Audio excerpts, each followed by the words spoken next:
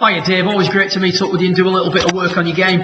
Just a quick recap on the key points that we discussed during the session. The backswing's coming on a treat. I've got some footage here from you in November at your last visit, and then obviously yesterday's session are the two right-hand images, one at the start, which is the one in the middle, and one towards the end, which is the one on the far right-hand side.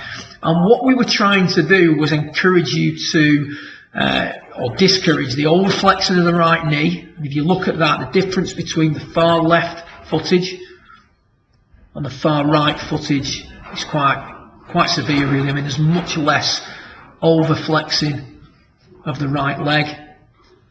When we've got the footage on the right is you hitting a few shots, thinking about controlling the right knee during the transition, and also trying to stop a little bit quicker to help you control the rate of closure and encourage the lower body to work differently.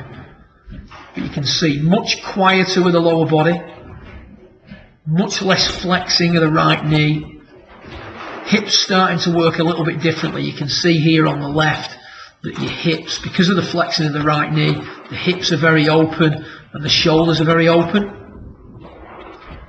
Here during the session, when we've got the right leg the straightest, the hips are less open and the shoulders are less open, allowing you to hit out at the golf ball for longer.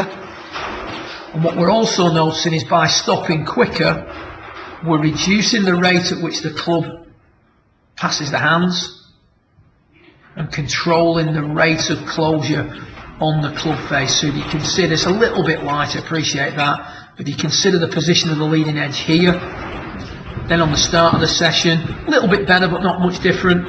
And then towards the end of the session, there's been certainly less wrapping over of the golf club through the hit based on the work that we've been doing, where we're trying to stop a little bit quicker.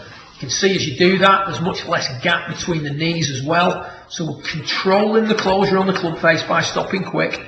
We just need to introduce that as part of your staple routine. And we're trying to improve the leg action through the ball by both stopping quick and appreciating the effects that overflexing the right knee has on the golf swing. So control what the right knee is doing, control what you're doing with the finish, helps do a lot of good things for your golf. You've got limited practice time, obviously through family and work commitments.